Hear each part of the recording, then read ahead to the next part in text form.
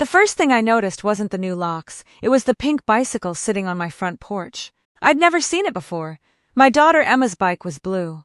Mine was still leaning against the garage from my morning ride. This tiny pink bike had glittery streamers hanging from the handlebars and a white basket filled with fake daisies. I stood there with my work bag over my shoulder, staring at it. Then I tried my key, it didn't fit. I frowned and tried again. Nothing. I checked the number on the mailbox, same house, same street, same home I'd helped pay for over the last 12 years. My heart started beating faster. I knocked. Footsteps echoed inside. The door opened. A woman I'd never seen before smiled at me.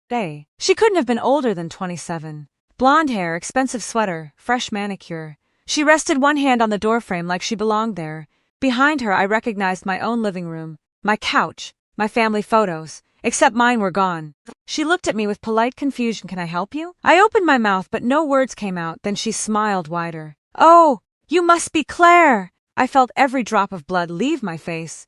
"Who are you?" She tilted her head. "I'm Daniel's wife." Everything inside me went silent. My husband, her husband, the same man. I had no idea what happened next. "My name is Claire Thompson. I'm 38 years old, and until that afternoon, I thought I had a boring, predictable life. I worked as a senior billing coordinator for a regional hospital in Columbus, Ohio. It wasn't glamorous, but it paid well enough. I liked spreadsheets, routines, and knowing exactly what tomorrow would look like. My husband Daniel was 41 and managed sales for a construction supply company. We'd been married for 12 years. We had one daughter, Emma, who was 9. Emma was the kind of child who apologized to furniture after bumping into it. She loved reading mystery books, baking cupcakes with me every Saturday, and leaving little sticky notes in my lunch bag that simply said, "Love you, Mom." She was my entire world. Friends always described me as dependable, the person who remembered birthdays, the one who volunteered at school fundraisers, the one who stayed calm during emergencies. Looking back, maybe I stayed calm because I always believed that if you worked hard and treated people well, life would eventually treat you well too. I was wrong, very wrong.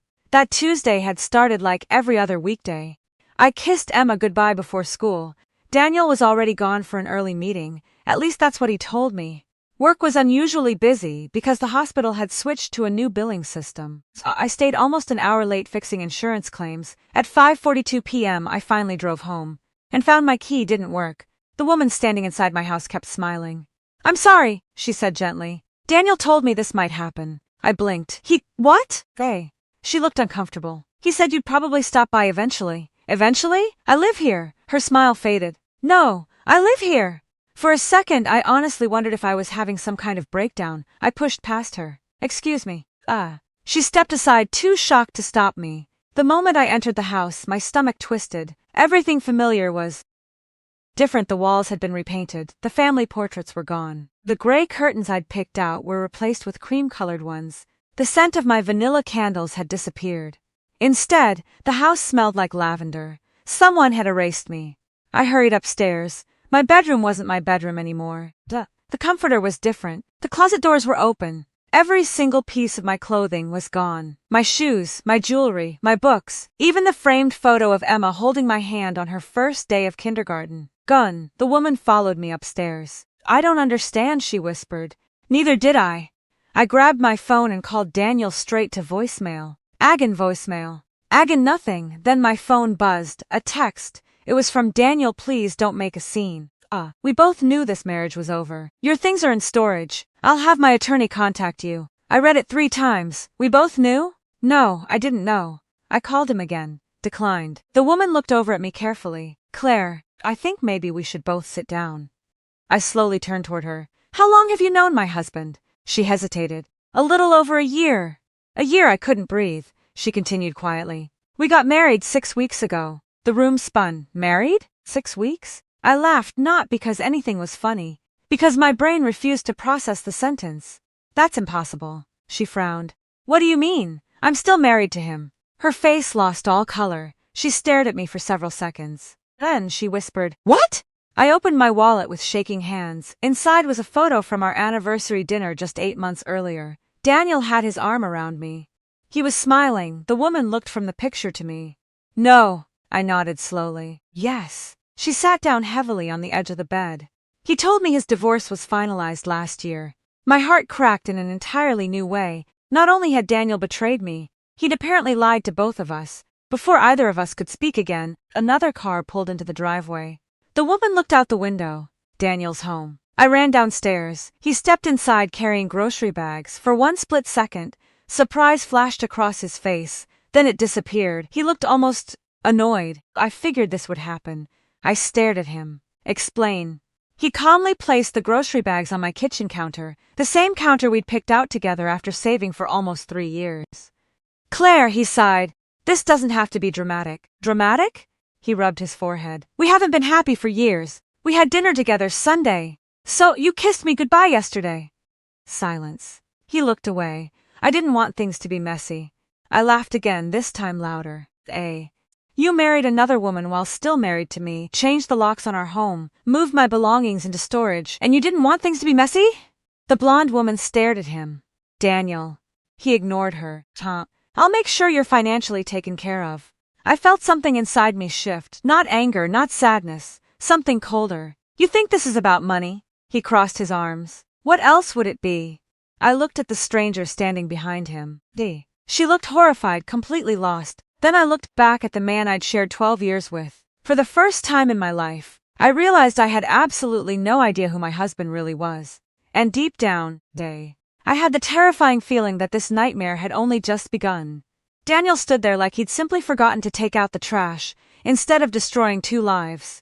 The blonde woman looked from him to me, her face draining of color. You told me your divorce was final, she whispered. It practically was, Daniel muttered. Practically, she asked, her voice rising. He let out an impatient sigh. This isn't the time. No, I said quietly. I think it's exactly the time. For the first time since I'd walked through that door, Daniel looked uncomfortable. I'll explain everything later. To which wife? I asked. The silence that followed was almost painful. The woman slowly backed away from him. You lied to me, Daniel rubbed his temples. I didn't lie. You married me while you were still married to her. He didn't answer. That told us everything. Without another word, she grabbed her purse, brushed past him, and walked out of the house. Daniel called after her. Sophie. She didn't even turn around. A moment later, I heard her car speed away. He stood in the doorway for several seconds before closing it, then he looked at me. This is your fault. I almost laughed. My fault? If you had agreed to the divorce months ago. What divorce? The papers! I never received any papers. His confident expression cracked for the first time. What? I never got a single document. He stared at me. I had them mailed. To where? Silence. I realized he didn't know, because he'd never actually checked. He'd simply assumed his lawyer had handled everything, or maybe he'd hoped I would never ask questions. Either way, one thing had become painfully clear. Daniel wasn't nearly as organized as he pretended to be. That night, I slept in a budget motel 10 minutes from the house I'd helped buy. The room smelled like bleach and stale coffee. The mattress squeaked every time I moved. I barely slept. The hardest part wasn't losing my home. It was wondering where Emma was. Daniel had picked her up from school that afternoon. He hadn't answered a single call. At 7 the next morning, my phone finally rang. It was Emma. Mom? Her tiny voice nearly broke me. Hi, sweetheart! Why didn't you come home? I swallowed hard. I had some grown-up problems. Dad said you're staying with a friend. I closed my eyes, another lie. When can I see you? Soon. When? I promise I'll figure it out. She became very quiet, then she whispered something that shattered my heart. I left my bedtime note in your lunch bag yesterday. I know. Did you read it? I did. What did it say? I smiled through tears. It said, Love you, Mom. She giggled softly. I knew you'd remember. When we hung up, I cried harder than I ever had, not because of Daniel, because our daughter had absolutely no idea her entire world had just changed. The next morning, I called my older sister, Rachel. She answered on the second ring. You sound terrible. I need somewhere to stay. She didn't ask questions. Come over. Rachel lived 30 minutes away with her husband, Mark, and their teenage son. The moment she opened the front door, she hugged me. I finally allowed myself to fall apart. For nearly an hour, I told her everything. She listened without interrupting. When I finished, she looked at me and said 4 words. Get a good lawyer! I can't afford one! You can't afford not to! Those words stayed with me. By Friday afternoon, I was sitting across from attorney Linda Harris. She was in her early 60s, calm, sharp, and impossible to intimidate. She listened carefully while taking notes. Finally, she folded her hands. Claire, How much do you know about your finances? What do you mean? Joint accounts, mortgage, retirement. I trusted my husband. She gave me a sympathetic smile. I know. She opened a legal pad. Let's start with the house. It's in both our names. Oh, she nodded. Good. The savings account? Joint. Vehicles? Mine is paid off. His truck still has payments. She kept writing, then she looked up. Did you ever sign divorce papers? No. Were you ever served? No. Did you move out voluntarily? I was locked out. Linda leaned back. I have some very good news. For the first time all week I felt hope. What? If everything you've told me is accurate, she smiled. Your husband has made several spectacular mistakes. Over the next 2 weeks, I learned things I never imagined. Daniel had emptied our joint savings account 3 months earlier, nearly $80,000. He'd transferred it into a new account under his name. He'd quietly canceled my access to several credit cards. He'd changed the mailing address for important financial statements. He'd even removed me from the emergency contact information at Emma's school. Every discovery hurt more than the last. This wasn't one terrible decision. This had been planned carefully, patently. While eating dinners with me, watching movies with Emma, holding my hand at church, the betrayal wasn't one moment. It was hundreds of small lies stitched together over an entire year. Then something unexpected happened. Sophie called me. I almost didn't answer. I'm so sorry, she said before I could speak. I believed him. I know. I moved out. That surprised me. You did? I left the same night. She sounded exhausted. I found your wedding pictures in a storage box he'd forgotten. I frowned. He told me they belonged to his cousin. I couldn't believe the lies anymore. They were endless. I wanted you to know something, she continued. What? I think he's hiding money. I sat up. Why? He kept talking about an investment account that Claire never found out about. My heart skipped. What investment account? I don't know. He was obsessed with checking it. After we hung up, I immediately called Linda. She listened carefully, then she smiled. Interesting, is it? If your husband concealed marital assets, she closed her notebook. The judge is not going to appreciate that. A week later, the court granted temporary visitation. The first time I saw Emma again, she ran across the park so fast she nearly knocked me over. Mom! I held her tighter than I ever had. I missed you. I missed you too. She looked up at me. Dad says you're mad at him. I chose my words carefully. Your dad and I disagree about some grown-up things. Are you getting divorced? Children always know. I nodded slowly. She looked down at the grass tray. Then she asked the question every parent dreads. Did I do something wrong? I immediately knelt in front of her. No, promise. I promise with everything I have. She wrapped her little arms around my neck again. I just want everyone to stop yelling at her. That sentence stayed with me long after I dropped her back off, because she was paying the highest price for choices she never made. A month after being locked out of my own home, I reached my lowest point. My savings were nearly gone, though. I was living out of Rachel's spare bedroom. Most of my belongings were still sitting in a storage unit I couldn't even afford to keep. Every night, I'd lie awake staring at the ceiling, wondering how 12 years of marriage could disappear so completely. One evening, I opened my banking app. The balance was lower than I'd feared. I quietly set the phone down. For the first time in my adult life, I truly didn't know how I was going to rebuild. And just when I thought there was nothing left for life to take from me, Attorney Linda Harris called. Her voice was calm. Claire, she paused. We've just uncovered something that changes everything. Linda didn't waste time. We subpoenaed Daniel's financial records. I gripped the phone tighter. And? He wasn't just hiding one account. I stopped breathing. There were 3. My knees nearly gave out. Linda continued. 1 brokerage account, 1 high-yield savings account, and a business investment account he never disclosed. How much? Just over $480,000. I stared at the wall. Daniel had looked me in the eyes for months and claimed money was tight. He'd complained every time Emma wanted to join another dance class. He'd argued when I suggested replacing our leaking roof. He'd insisted we couldn't afford a family vacation. All while secretly hiding nearly $500,000. Linda let me absorb the news before speaking again. Claire, judges don't usually like spouses who conceal marital assets. What happens now? We let him explain himself. The hearing was scheduled 6 weeks later. Daniel walked into the courtroom wearing the same confident smile I'd once fallen in love with. It disappeared the moment Linda placed 3 thick binders on the table. His attorney looked confused. The judge adjusted her glasses. Mr. Thompson, she said. Would you care to explain these accounts? Daniel blinked. What accounts? Linda slid the statements forward. The room became silent. Daniel's attorney flipped through the pages. His face changed immediately. He leaned toward Daniel and whispered something. Daniel shook his head. I can explain. The judge nodded. I'm listening. He cleared his throat. Their business investments, were they acquired during the marriage? Yes. Were they disclosed during discovery? Silence. The judge looked directly at him. Mr. Thompson? No. She wrote something on her legal pad. It was the first time I realized Daniel couldn't charm his way out of everything. Facts don't care about confidence. The next few months were exhausting. Court dates, financial paperwork, custody evaluations, endless meetings. There were days I wanted to quit. Days I wondered if peace was worth giving up everything. Every time those thoughts appeared, I'd remember Emma asking one simple question. Did I do something wrong?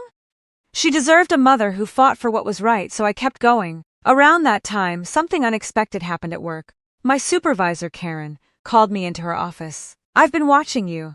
That sentence made me nervous. Instead, she smiled. You've handled more pressure than anyone here. I laughed softly. It hasn't felt that way. Our finance director is retiring. I looked at her. And I'd like you to apply. My eyes widened. Duh. I've never managed an entire department. You've practically been doing it already. I almost said no. Old Claire would have convinced herself she wasn't ready. But the last few months had changed something inside me. I'll apply. Karen smiled. I hoped you would. 3 interviews later, I got the promotion. It came with a significant raise, better hours, a larger retirement plan, most importantly, confidence. For the first time since everything collapsed, I wasn't simply surviving. I was building. One brick at a time. Daniel wasn't doing nearly as well. His company learned about the ongoing court proceedings after he missed several important client meetings. His performance slipped. His reputation suffered. Then one afternoon, Sophie called me again. I thought you should know. What happened? He asked if I'd come back. I wasn't surprised. What did you say? She laughed. I told him he should probably finish one marriage before starting another. It was the first time either of us had laughed together. Oddly enough, we weren't enemies anymore. We were simply 2 women who'd believed the same liar. The divorce was finalized 11 months after the day I found the changed locks. The courtroom felt strangely quiet. The judge reviewed the final agreement. Because Daniel had concealed marital assets, violated financial disclosure requirements, and attempted to remove marital property without proper legal proceedings, the settlement changed dramatically. I received my fair share of the hidden investments, half the equity in the house, primary physical custody of Emma, with Daniel receiving scheduled parenting time. He was also ordered to reimburse my legal fees. When the hearing ended, Daniel walked toward me. Claire, I stopped. I never wanted it to end like this. For a moment, I simply looked at him. This man had once been my best friend. Now he felt like someone I'd met 5 minutes ago. You changed the locks, I said quietly. He lowered his eyes. I know. You changed Emma's home without even letting her say goodbye. He had no answer. You didn't just leave a marriage, Daniel. I took a slow breath. You abandoned your integrity. Then I walked away. It wasn't dramatic. There was no yelling, no revenge speech. Just peace. Real peace. 6 months later, Emma and I moved into a smaller house across town. It wasn't nearly as large as the old one, but every room felt safe. Emma painted her bedroom pale green. We planted flowers in the backyard together. Every Friday became pizza and movie night again. Little traditions slowly replaced painful memories. One evening, while we were hanging pictures in the hallway, Emma handed me an old photograph. It was from the first day of kindergarten. The same picture that had disappeared from my old house. Linda had recovered several boxes of my belongings during the settlement. Emma smiled. I like this one. So do I. She looked at me carefully. Mom? Yeah? Are we okay now? I looked around our little home. The walls weren't perfect. The furniture didn't all match. There were moving boxes still stacked in the corner. But there was laughter. There was honesty. There was love. I smiled. We're more than okay. She wrapped her arms around my waist. I knew you'd fix everything. I gently brushed her hair behind her ear. No, what? We fixed it together. About a year after the divorce, I ran into Daniel at Emma's school concert. He looked older, tired. The confidence that once filled every room had quietly disappeared. We sat on opposite sides of the auditorium. During intermission, Emma ran over. You both came. She grabbed one of my hands and one of his. For a brief second, we stood there together. Not as husband and wife, just as parents. After the concert, Daniel stopped me outside. I've been trying to become a better father. I believed he meant it. People can change. Sometimes. I hope you do, I replied. For Emma. He nodded. I'm sorry. Years earlier, those words would have meant everything. Now they were simply words. I smiled politely. I forgive you. His eyes filled with surprise.